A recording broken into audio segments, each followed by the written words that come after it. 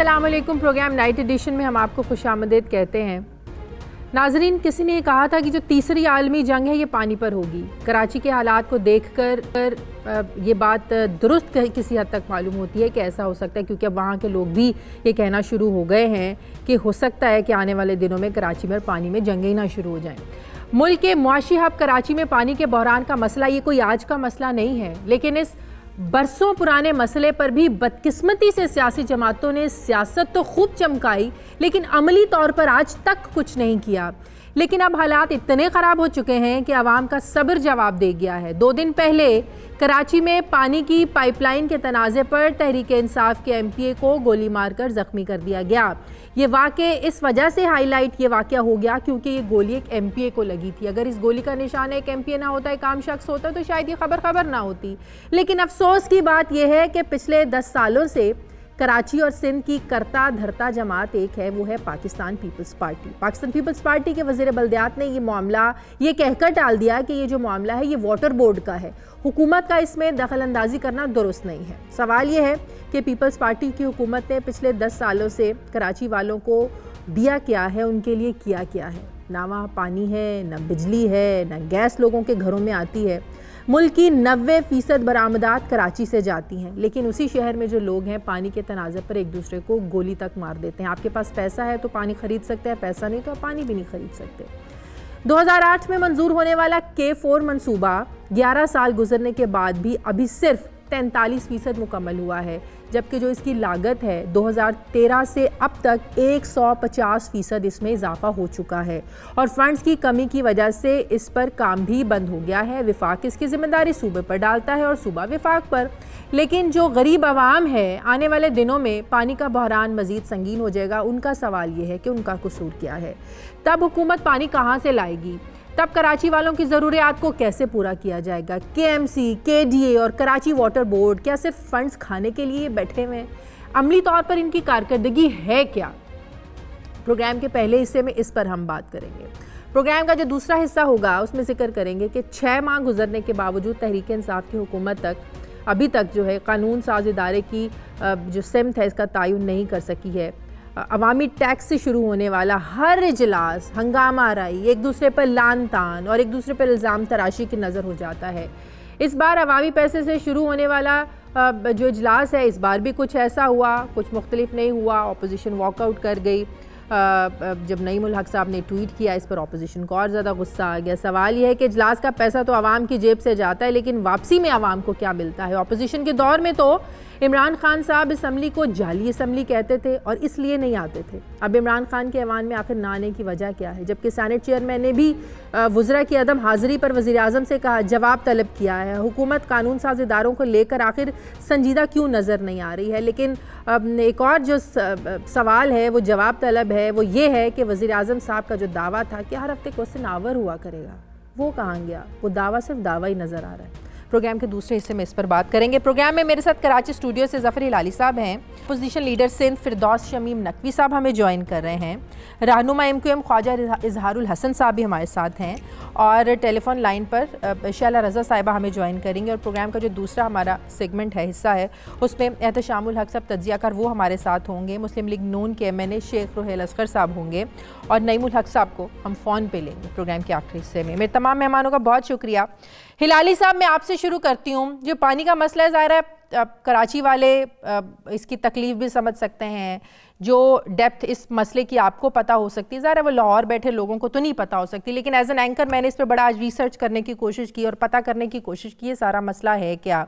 तो कुछ रिपोर्टर से और कुछ लोगों से जब मेरी बात हुई तो पता चला कि कराची में जो पानी का मसला है, रोज़ाना की अगर ज़रूरत की बात की जाए तो ये 1200 मिलियन गैलन है।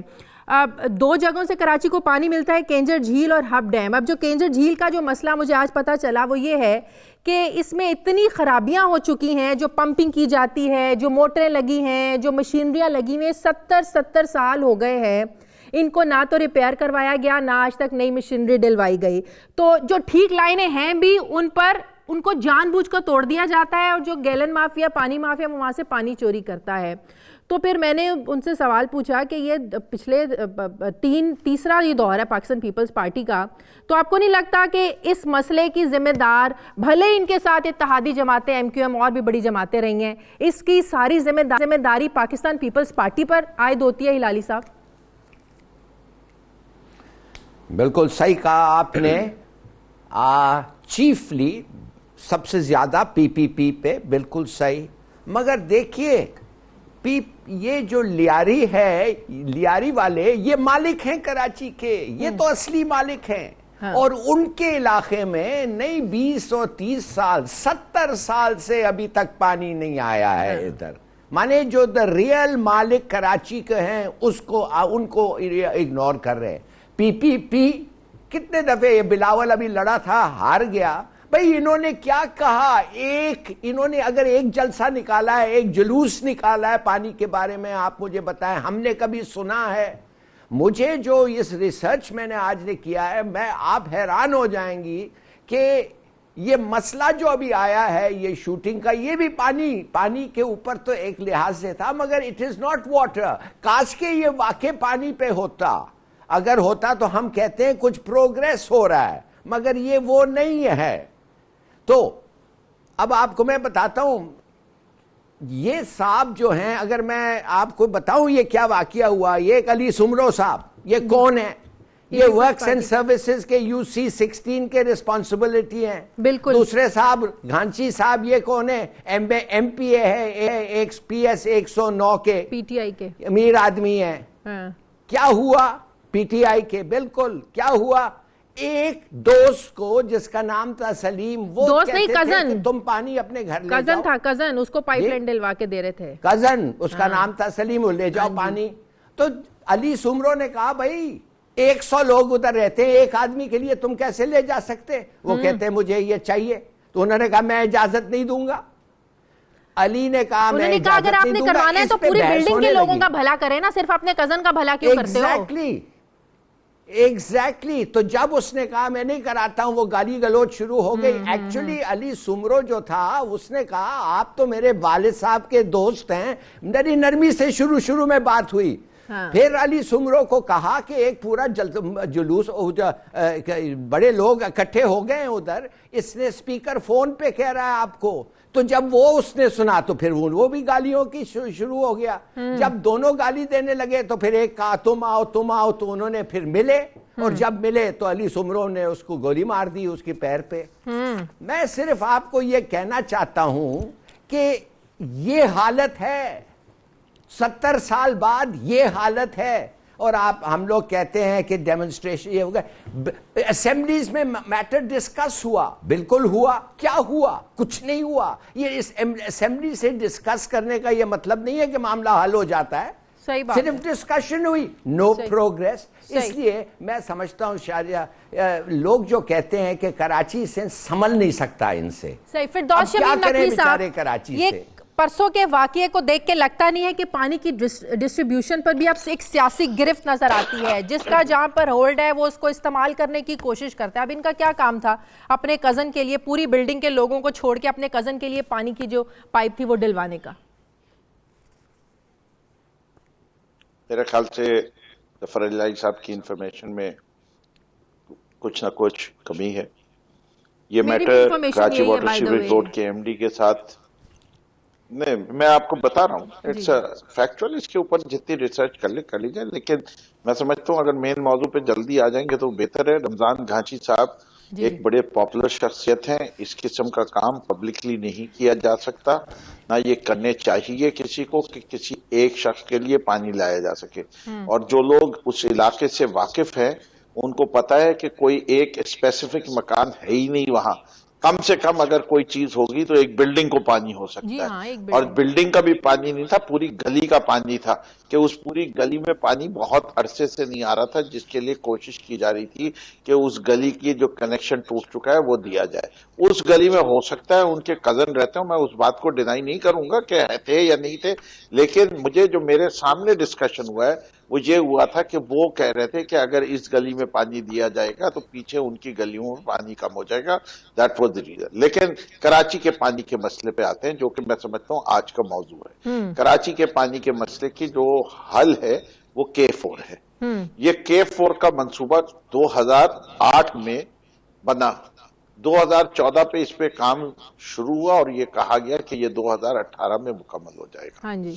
उस वक्त इसकी लागत जो बताई गई वो 29 अरब 26 से 30 बिल्कुल। आज K4 का मंसूबा अगर पूरा मुकम्मल किया जाए 70 अरब, वो 85 अरब रुपए पे जा रहा है। हाँ जी। अच्छा, फर्क क्या हुआ? वो कहते हैं कि इसके अंदर बहुत सारी चीजें छूट गई। क्या छूट गया? मेन कैनाल तो 123 किलोमीटर का बना लिया, लेकिन वो 123 किलोमीटर के कैनाल को कराची शहर से कैसे लिंक किया जाएगा, जो कि 3 जगह से मकामात से होना था, 3 फिल्टर प्लांट से, उसका कोई मंसूबा नहीं बनाया। यानी ना उसका लैंड एक्वायर किया गया है, ना उसके पाइप का खर्चा रखा गया है। और एक दफा वो कराची शहर में पानी पहुंच जाए तो वो मेन लाइनों से घरों तक पानी कैसे पहुंचाया जाएगा, उसका भी कुछ इंतजाम नहीं रखा गया। वाह रे वाह, कैसी हुकूमत!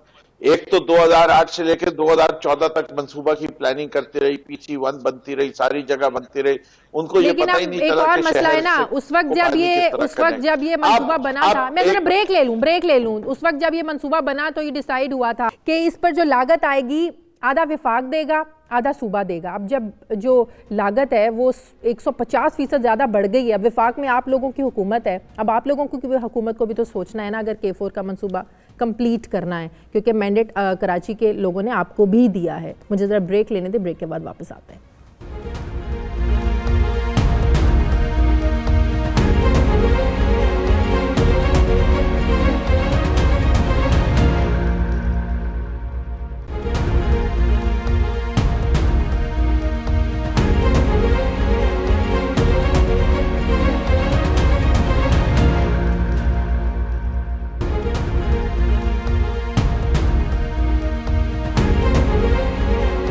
ब्रेक के बाद खुशामदीद। फिरदौस शमीम नकवी साहब, अभी जो लागत इतनी ज़्यादा बढ़ी है, तकरीबन 70 से 80 अरब रुपए लागत हो गई है K4 के मंसूबे की, विफाक में आप लोगों की हुकूमत है, आप लोगों की हुकूमत का क्या स्टैंस है? अगर जाहिर है सिंध हुकूमत तो इतना नहीं करेगी, क्योंकि मुआहदे में तय हुआ था कि आधा सिंध करेगा, आधा सूबा करेगा, आधा विफाक करेगा। तो अब क्या तहरीक इंसाफ की हुकूमत जो विफाक है, क्या ये इसका जो अब आधा बनता है वो देने को तैयार है, इसकी लागत? जी देखिए, मैं इसके ऊपर आपको कह दूं, असल में लागत मंसूबे की जब 25 बिलियन थी तो हमने 12 बिलियन वफाक ने, यानी हमसे क्या वफाक कहना चाहिए, उस वक्त PMLN की हुकूमत थी, वो दिया। वो 12.1 बिलियन रिलीज हो चुका है और अभी तक मंसूबे पे सिर्फ 10 बिलियन खर्च हुए हैं। और टाइम जो है इसका मुकम्मल हो चुका है, 22 दफा इसकी रूट चेंज की गई है और ये अब एक ही मंसूबे को फायदा पहुंचाते हुए लगता है, जो कि बहरिया टाउन है। जहां तक वफाक का और PTI का ताल्लुक है, PTI is fully committed to improve Karachi situation. अच्छा, वो किस जगह पे देख रही है, उसके मुख्तलिफ चीजें। जब तक प्लानिंग देखें, कराची वाटर सीवरेज बोर्ड जो है वो इस स्कीम को एग्जीक्यूट करा रहा है थ्रू FWO।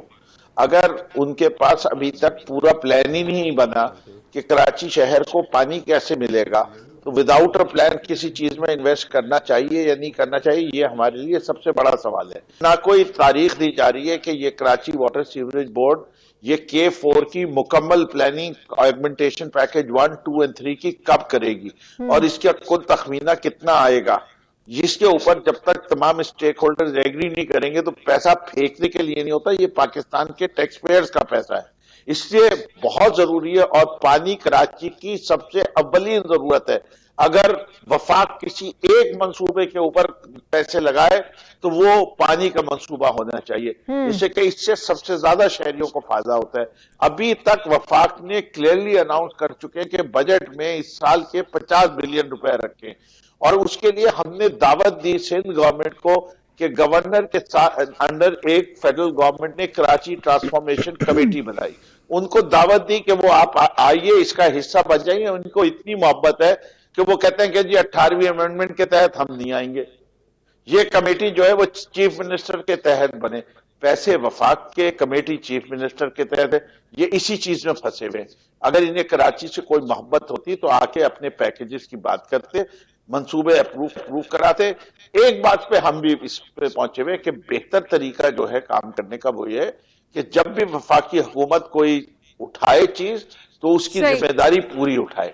जब ये दो मुल्लाओं में मुर्गी हराम होती है तो ना आधा तीतर आधा बटेर होता है। लेकिन इसके अलावा और भी बड़े मसाइल है ना, K4 का मंसूबा तो एक अपनी जगह पे काम कर लिया और सिर्फ हुकूमत कहती है कि नहीं किया। लाली साहब, यही मेरा सवाल आपसे कि जो पानी चोरी करने का एक हमेशा से कराची में मसला रहा है, अगर ये मसला हल हो जाए तो कराची वालों को एटलीस्ट पीने के पानी के लिए तरसना ना पड़े। कि बात सीधी सादी है कि बिल्कुल सही, ये चोरी जो होता है हर जगह चोरी होता है और हर चीज में इस मुल्क में चोरी होता है, मगर ये हल हो गई है। ये एक ऐसी चीज है जिसके बगैर आदमी जिंदा नहीं रह सकता है और ये 70 साल से चोरी हो रहा है। भाई 70 साल के बाद आप कुछ ना कुछ हल निकाल सकते हैं। कितने गवर्नमेंट्स आ गए, कितने पार्टीज के गवर्नमेंट्स आ गए, मगर लियारी तो वैसा ही रह गया है ना। पता नहीं क्या इनकी दुश्मनी थी लियारी के साथ। हालांकि जैसे मैंने आपको शुरू में कहा था, ये ओरिजिनल इनहैबिटेंट्स है कराची के, कराची इनका है, ये मालिक है कराची के। दूसरी बात यह है कि मुझे नहीं पता ये कर सकते हैं कि नहीं। देखिए, माफ करिए, लोग कहते हैं कि कराची इनसे संभल नहीं सकता है। न्यूट्रल ऑब्जर्वर्स, इंडिपेंडेंट ऑब्जर्वर्स जो हैं वो कहते हैं कि पार्टी पॉलिटिक्स के as a result of party politics ये मामला हल नहीं होगा, संभल नहीं होगा। बेहतरीन चीज ये है कि कराची को फेडरल के हवाले कर दें और फिर आप देखें कि डेवलपमेंट होता है कि नहीं। बोलिएगा। मैंने आपसे ये पूछा था कि क्या हुकूमत का कोई नुमाइंदा हमारे साथ इस वक्त मौजूद है और है या नहीं है। खैर, करना होना उनसे कुछ नहीं है। आपने जो बात की अपने इंट्रो में वो बिल्कुल ठीक है। ये 1988 का कोटा है 1200 क्यूसिक, जो शायद total 445 MGD million gallon per day बनता है। हाँ जी। और हब डैम इसके अलावा है। हब डैम का 50 पहले मिलियन गैलन पर डे था, अब शायद 100 हो गया है। 100 हो गया। मैं समझता हूँ 75 से ज्यादा नहीं है, 114 से ज्यादा नहीं। लेकिन प्रैक्टिकली हब डैम से बहरहाल मैं जाके हब डैम देख कर आया हूँ। उसकी जो उन्होंने एक्सटेंशन की है वो उसको भी कई फीट पहले रोक देते हैं जी, कि वो डेंजर जोन उन्होंने इतना नीचे मार्क लगाया हुआ है कि उसमें पानी मुझे नहीं लगता है 100 MGD भी आता होगा पूरा। दूसरी अहम तरीन बात यह है कि 2006 तक जब हमने K2 कंप्लीट किया था सिटी डिस्ट्रिक्ट गवर्नमेंट ने, तो ये तो जो K4 का पार्ट 1 था, ये तो फेज 1 है 260 MGD। इसके 4 फेज और हैं और ये जो पहला फेज है इसके भी 4 फेज हैं। और जो पहले फेज 4 फेजों में जो एक फेज है वो आपने फ्रंटियर वर्क्स ऑर्गेनाइजेशन को दिया है, जो कि हमने दिलवाया है। गवर्नर इशरत लिबास साहब मौजूद थे, जनरल मुशर्रफ साहब मौजूद थे।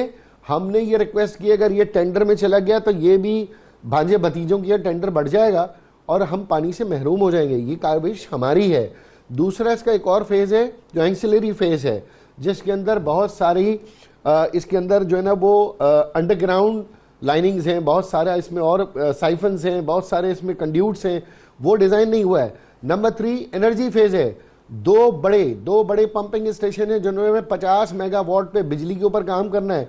ये पहले ग्रेविटी से पानी ऊपर लेके जा रहे हैं, उसके बाद पानी को पंप से ऊपर लेके जा रहे हैं, फिर ग्रेविटी से नीचे लेकर आ रहे हैं। 2 पंपिंग स्टेशन है, उनका कोई वजूद नहीं है। आखिरी फेज है ऑगमेंटेशन। ये पूरा पानी आ गया तो ये कराची में किस रूट से एंटर होगा? ये धाबेजी से एंटर होगा, ये रिजर्वायर से डायरेक्ट लाएंगे। अब कहाँ लाएंगे? मेन कंड्यूट जो है, जो एंट्रेंस कंड्यूट है वो गया। अब आप आ जाइए उस पर केंजर पर। आपको पता है वहां से जहां से पानी शुरू होता है, आप में सभी जाते हैं करली भी, आप वहां से चोरी शुरू होती है। यानी इस शहर के साथ जुल्म यह है कि 1200 साढ़े 1200 MGD की रिक्वायरमेंट है। मैं गवर्नमेंट से कहता हूं भाई आधे शहर को 400 MGD दे दो, फिर आधे शहर का नंबर चौथे दिन आ जाए।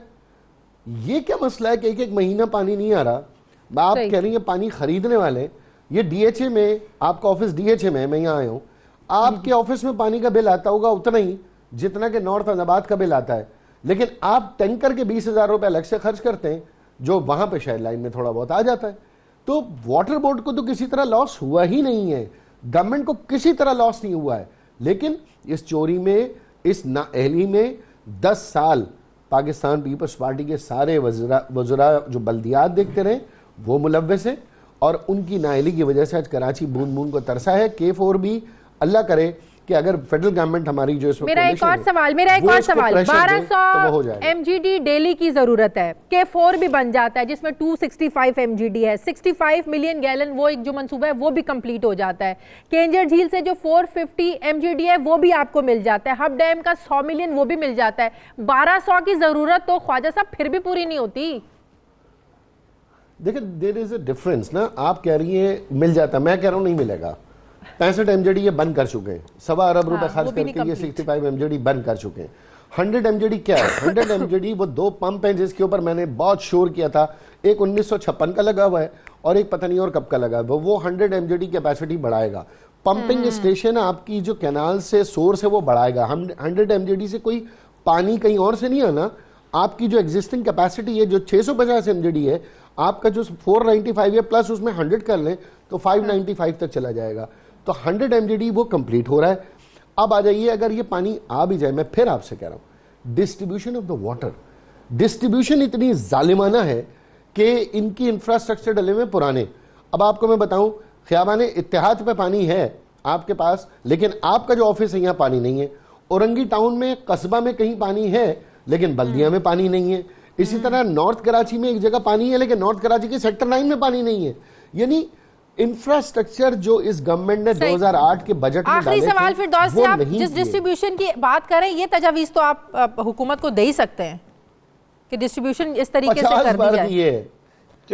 50 बार दिए, 2-2 घंटे बहस की। जी मेरे ख्याल से जी ये बात इज़हार भाई बिल्कुल सही कह रहे हैं। ये बार बार आता है, बार बार ये तजावीज दी गई हैं। वाटर बोर्ड की बोर्ड ऑफ डायरेक्टर्स की मीटिंग नहीं होती, कोई ये रिप्रेजेंटेशन नहीं देने को तैयार। इन्हीं ने जो चीजें लोकल बॉडीज के तहत, कानून के तहत सिटी को एम्पावर करनी चाहिए, वो सिर्फ हुकूमत सिंध ने ली है कि ये इसके अंदर लोगों को रखवा सके। ऑर्गेनाइजेशनल स्ट्रक्चर बहुत पुअर है, कैपेसिटी नहीं है ऑर्गेनाइजेशन में।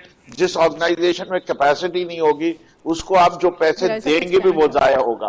तो कैपेसिटी बिल्डिंग करनी जरूरी है, प्रॉपर चेक एंड बैलेंस लाना जरूरी है, प्रॉपर प्लानिंग की जरूरत है और वॉच डॉग्स की जरूरत है कि ये लोग पैसे को चोरी ना कर सके और नई JITs ना बने। सही, मुझे ब्रेक लेनी है, लेकिन हिलाली साहब कमेंट कर दें जल्दी से, आप कुछ कहना चाह रहे हैं, मुझे ब्रेक लेनी है। मुझे लोगों ने कहा है, एक बात कहें, ये रिलेटेड इश्यू है। MA जिन्ना रोड जो इस वक्त है वो इम्पॉसिबल है और डाइवर्जन में है, वो निश्तर रोड पे डाइवर्जन है। आप यकीन कर सकते हैं कि ये दोनों रोड्स को इस्तेमाल नहीं कर सकते तो लोग घर कैसे जाएंगे?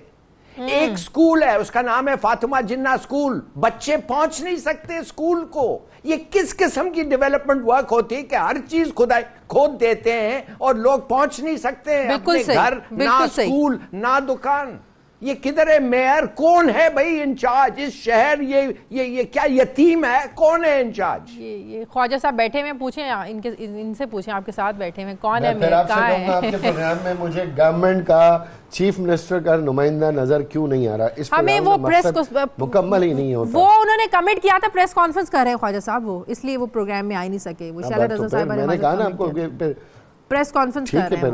मेरा आपकी तशरीफ आने का बड़ा शुक्रिया ख्वाजा साहब। फिर दोस्त साहब आपका भी बहुत शुक्रिया। मुझे प्रोग्राम में एक ब्रेक वापस आते हैं एक छोटे से वक्फे के बाद।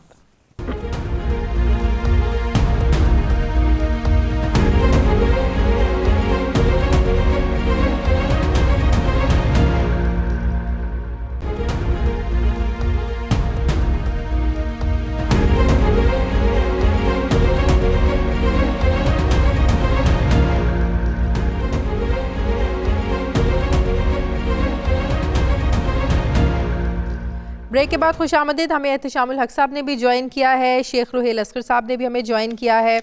हिलाली साहब, हुकूमत और अपोजिशन के दरमियान जब से ये तहरीक इंसाफ की हुकूमत आई है, पार्लियामेंट के अंदर महाजराई का ऐसा सिलसिला शुरू हो चुका है। जब भी पार्लियामेंट का इजलास होता है एक फिश मार्केट लगती है, वॉकआउट किए जा रहे हैं, गाली गलोच हो रही है, लानतान हो रही है। सवाल मेरा ये है, ऑपोजिशन का तो काम होता है ना हुकूमत की पॉलिसीज पर तनकीद करना और उनको तजावीज़ देना, लेकिन ऐसी सूरत हाल ऑपोजिशन के हक में तो हो सकती है। आपको नहीं लगता कि तहरीक इंसाफ को इसका नुकसान होगा, बजाय इसके कि जिस मैंडेट को आप लेकर आए हैं, जो वादे करके आए हैं, अवामी मफाद की आप कोई कानून साजी करें, अवामी मफाद के अवाम के हक में आप पार्लियामेंट में बैठकर फैसले करें, आप हाउस चलने ही नहीं दे रहे।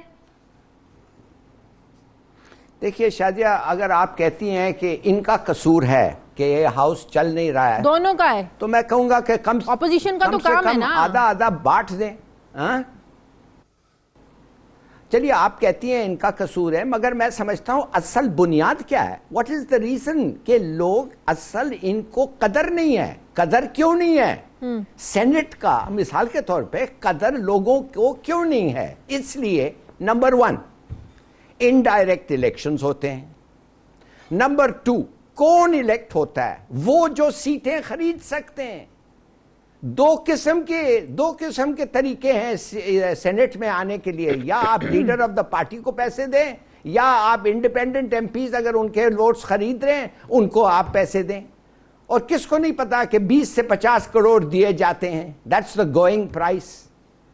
तो मैं समझता हूं शाजिया कि अगर एक इदारा है जिसमें लोग देखते हैं कि लोग खरीद के आ रहे हैं और वो इदारा इनडायरेक्टली इलेक्ट हो रहा है, तो लोग कहते हैं भाई इसकी क्या कदर है, नहीं जानना चाहते। अब मिसाल के तौर पे मैं आपको बताता हूं, एक बड़ा अहम आदमी एक पार्टी में इस वक्त सेनेट में है। 2008 में जब मैंने कहा कि ये हो ही नहीं सकता कि आपके तरह इतना लायक आदमी सेनेट में ना हो, क्या बात है? कहने लगे भाई पैसे नहीं है मेरे पास। मैंने कहा नहीं ये तो आप पार्टी को बिलोंग कहते हैं। कहते हैं नो डजंट मैटर, फिर भी पैसे देने पड़ते हैं। अब वो पैसे हो गए होंगे उस टर्म में जब वो नहीं थे, अब आ गए सेनेट पे। मैं आपको सिर्फ बताना चाहता हूं कि कैसे कदर हो सकता है एक इंस्टीट्यूशन और एक इदारे के लिए, और जिसकी वो तो सेनेट की बात कर रहे हैं ना, आप ये कौमी तो असम्बली की बात करें ना, जहां पर अवाम ने इनको वोट दिए हुए आए हुए हैं। मतलब ये कि ऑपोजिशन लीडर अगर प्राइम मिनिस्टर पर कोई तनकीद करते हैं, कुछ कहते हैं, तो आप ये ट्वीट कर दें कि आपका जो प्रोडक्शन ऑर्डर जारी नहीं होंगे। ये क्या रवैया है हुकूमत का? ये तो गलत बात है, ये तो कोई तरीका नहीं है ना। आप तो पार्लियामेंट कोई तरीका नहीं है, और प्रोडक्शन ऑर्डर जो है आप तो पार्लियामेंट में आना पसंद नहीं करते थे। ठीक है, और जो ऐसी ट्वीट्स करते हैं वो इलेक्टेड भी नहीं है। नथिंग टू डू, ये मिनिस्टर का प्रोडक्शन ऑर्डर क्या है? ये information minister's got nothing to do with him. एक आदमी मेंबर है, स्पीकर कहता है ले आओ लाओ। शेख साहब, मेरे बात करने का ये मतलब नहीं है कि सारा हुकूमत कसूर का, ऑपोजिशन का भी उतना ही कसूर है। ऑपोजिशन का इस तरह वॉकआउट कर जाना, बिला वजह तनकीद करना, हुकूमत की बात ना सुनना, आपको नहीं लगता कि ऑपोजिशन को भी चाहिए कि हाउस की जो कार्रवाई है उसको चलने दें? बिस्मिल्लाहिर्रहमानिर्रहीम। एक तो पहले तो मेरे हलाली साहब तुम्हारा शादिया तुम्हारा सवाल मेरे ख्याल समझ नहीं पाया। उन्होंने सेनेट पे वो धुआंधार तनकीद कर दिया। लेकिन सेनेट का भी मसला है ना, वज़ीर आते नहीं है। चेयरमैन सेनेट ने कल कहा है मसला तो है। नहीं, ये वैसे ही भाई वैसे ही मेरी और हलाली साहब की उम्र के लोगों को अब नहीं समझ आती ना, मतलब कई दफ़ा नहीं आ जाती। वो ज़रूरी नहीं है, आप इसको इतना ज़्यादा सीरियस ना लें। अच्छा, मैं वो आप 2-3 चीज़ें मैं आपको बुनियादी तौर पे बात बता दूं। अब देखो शादिया, अब वो ज़माना नहीं है, मैं कई दफ़ा कह चुका हूँ। अब आप ये मत सोचिए कि मुझ पे एक को थप्पड़ मेरी गाल पे लगाएगा और मैं मरवत में और इखलाक में और बड़ी ऊंचाई में मैं दूसरा गाल उसके आगे करता हूँ। नहीं, ऐसा नहीं है। अगर आपको ये करना है तो आपको अपने अंदर तहम्मुल, बर्दाश्त, बुर्दबारी, तहजीब, तमीज़ सब कुछ लाना होगा। ये हुकूमत की जिम्मेदारी होती है। मेरी आपने एक सवाल किया था, आपने उसी सवाल के अंदर अपना जवाब भी था कि ये सारी की सारी जिम्मेदारी जो है वो हुकूमत की होती है। हुकूमत ने बर्दाश्त भी करना है, हुकूमत ने तनकीद भी सुननी है, हुकूमत ने ऊंची नीची, गर्म ठंडी सब बातें सुननी है।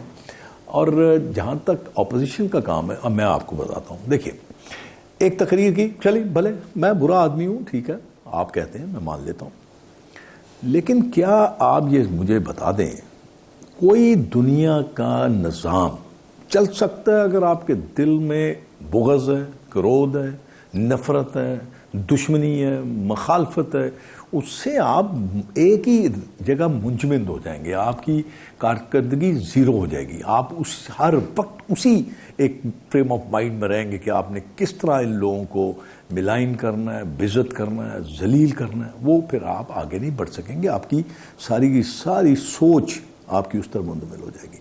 अच्छा, एक बात और, अब आप ज़रा गौर कीजिए, मैं आपको एक थोड़ी थोड़ी बातें आपको बताता जाता हूँ। मैं तनकीद नहीं कर रहा, शायद हो सकता है, लेकिन मुमकिन नहीं है कि कोई अपनी हमें तो ये वही पार्लियामेंट लगती है जहाँ गो बीबी गो के नारे भी लगते रहे, जहाँ गो मुशर्रफ गो के नारे लगते रहे, जहाँ जरदारी गो के भी नारे लगते रहे, आज खान साहब के गो के नारे लग रहे हैं वहाँ पे। क्या फर्क है? मैं जरा ब्रेक ले लूं शेख साहब, मैं आपको पहले मैं शेख साहब जरा ब्रेक ले लूं, वो बता दूं। हाँ जरा ब्रेक ले लूं, ब्रेक के बाद वापस आते हैं। जरा नईम उल हक साहब को भी कॉल मिला लें, ब्रेक के बाद आकर नईम उल हक साहब से भी बात करते हैं एक छोटे से वक्फे के बाद।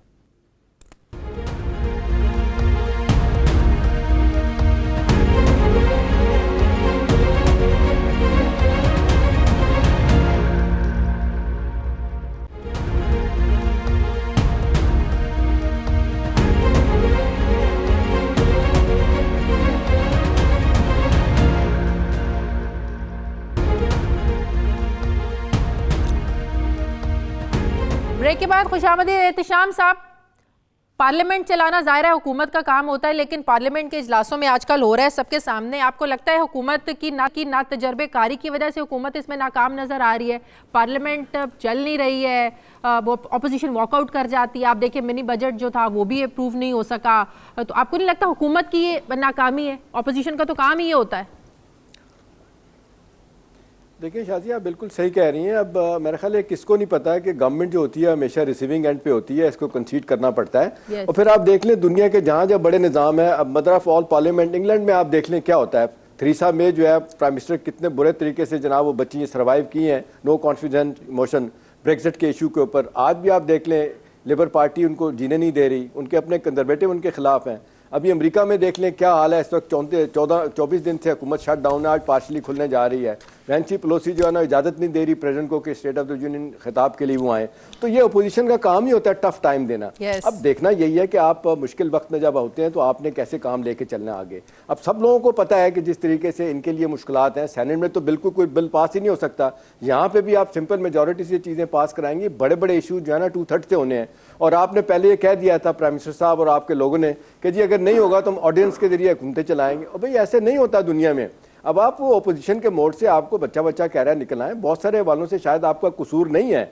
मैं बिल्कुल सही कह रहे हैं जिस तरीके से जफर साहब बात कर रहे हैं, इनका बहुत सारे हवालों से हम ये कह सकते हैं कि इनका किया धरा नहीं है। लेकिन आप गवर्नमेंट में आ गए, भाई आपको बिहेव करना पड़ेगा आपके लोगों को। भाई क्या जरूरत पड़ी है कि आप एकदम पार्लियामेंट में मुराद सईद साहब ऐसी धुआंधार तकरीर करते हैं, मामलात आपके खिलाफ हो जाते हैं। नईम उल हक साहब को क्या जरूरत थी? सारी दुनिया ट्वीट करते हैं, आर्टिकल देख लें और जितने आप देख लें लिखे जा रहे हैं। मसले जो सामने आ रहे हैं ना, जो नॉन इलेक्टेड लोग हैं ना, वो ज्यादा इनकी परेशानियों का बायस बन रहे हैं पीटीआई के। नहीं, मैं थोड़ा सा नहीं जी शेख साहब, थोड़ा सा मैं हट के बात करना चाह रहा हूँ। मैं थोड़ा सा हट के बात करना चाहता हूँ। बात यह है कि आप मुझे देखो शादिया, बड़ी अजीब सी बात है। हलाली साहब शायद एहतिशाम भी इस बात से इत्तफाक करें। आप मेरे मुतल्लिक आप कहते हैं जी ये डाकू है, चोर है, बुरा है। ठीक है, मान लिया यार, बस करते हैं। अब हुकूमत चलाएं यार, इस मुल्क को चलाना है, मुल्क के अवाम को चलाना है, मुल्क के अवाम के लोगों को, अवाम को फैसिलिटेट करना है, उनके बुनियादी हुकूक या बुनियादी मसाइल जो है उनको हल करना है। अब छोड़ दीजिए वो बार एक। अब मैं तो कई दफ़ा ये कहता हूँ कि आपका सच अब इतना कड़वा झूठ लगता है कि अब वो समझने की कोशिश ही नहीं करते। अब ये जो बात मैं आपसे अर्ज कर रहा था ना, पहले भी मैं जवाब करना, अब मुझे डाकू कहते हैं। आपके दाएं बाएं आगे पीछे सब वही किस्म के लोग बैठे हुए हैं। जो इल्ज़ाम आप मुझ पे लगाते हैं वही इल्ज़ाम उन पे है।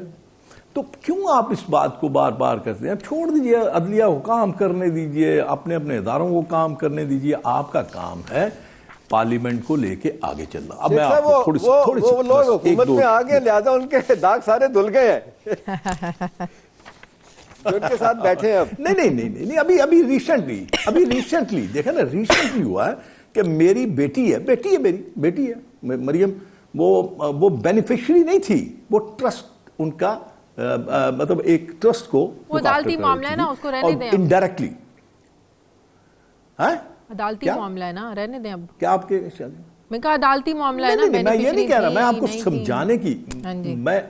मैं आपको समझाने की कोशिश कर रहा हूं कि एक, चलिए मैं जो भी है, लेकिन दूसरी तरफ भी आप देखिए ना, अगर आप एक को सजा देते हैं तो उसी केस में आप दूसरे को छोड़ देते हैं, फिर फ्रस्ट्रेशन डेफिनेटली होती है। अब मैं आपको उस पार्लियामेंट के अंदर की बात बताता हूं।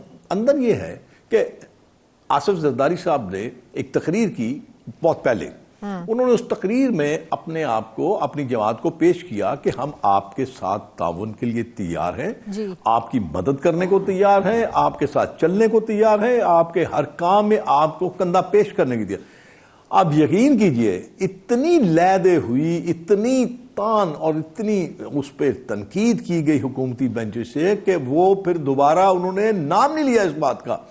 उसके बाद बैन ही, शहबाज शरीफ साहब लीडर ऑफ अपोजिशन है, एक बड़ी जमात को लीड कर रहे हैं, उन्होंने भी इसी किस्म के अल्फाज इस्तेमाल किए।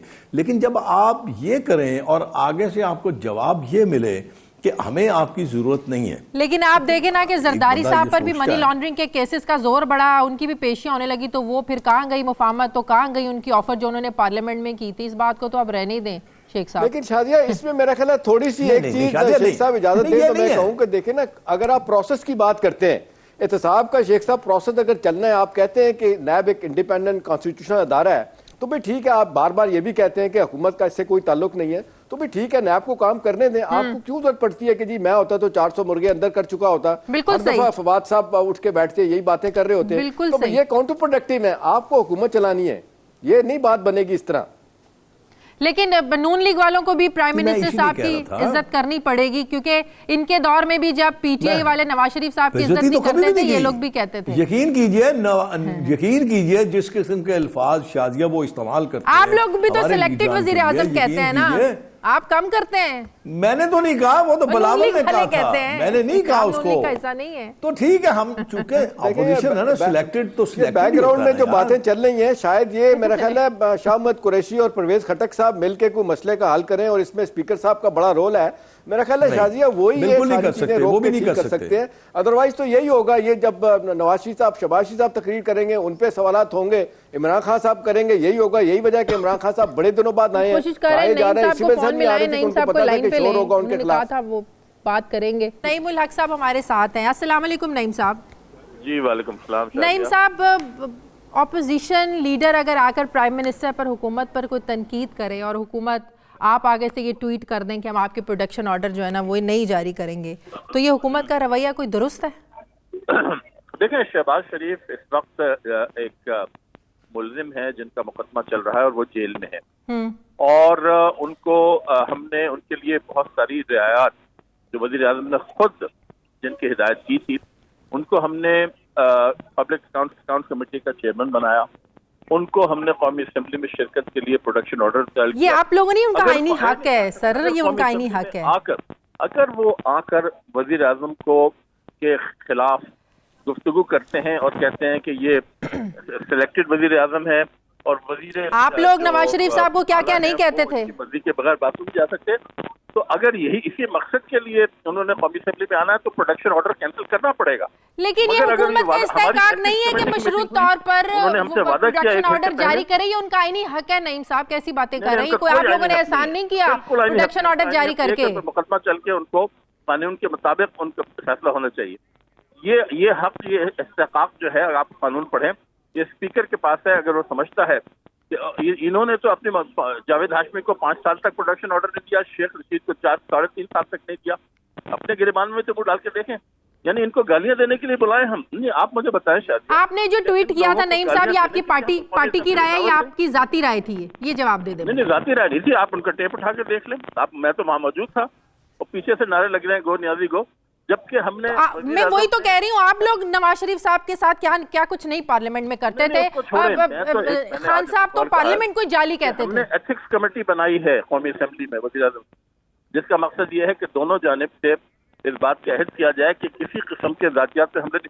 जब शहबाज शरीफ ने तकरीर की, सही, ठीक है, बहुत शुक्रिया। बहरहाल एक बात तो क्लियर होगी कि ये नई जाती राय नहीं थी, ये पार्टी की पॉलिसी थी। वो कह रहे हैं कि ये मेरी जाती राय नहीं थी, इसका मतलब खान साहब की, पूरी तहरीक इंसाफ की हुकूमत की ये राय है कि अगर शहबाज शरीफ साहब ने कौमी असेंबली में आके यही करना है तो उनके और प्रोडक्शन ऑर्डर हम जारी नहीं करेंगे, हालांकि उनका आईनी हक है। बहुत शुक्रिया। मैं तमाम मेहमानों का एहतशाम सब साथ थे, शेख रुहैल असगर साहब, ज़फ़र हिलाली साहब। प्रोग्राम का वक्त ख़त्म हो गया। नाज़रीन, प्रोग्राम के लिए आप फीडबैक दीजिए। आपसे मुलाकात होगी कल। अपना ख्याल रखिएगा। अल्लाह हाफ़िज़।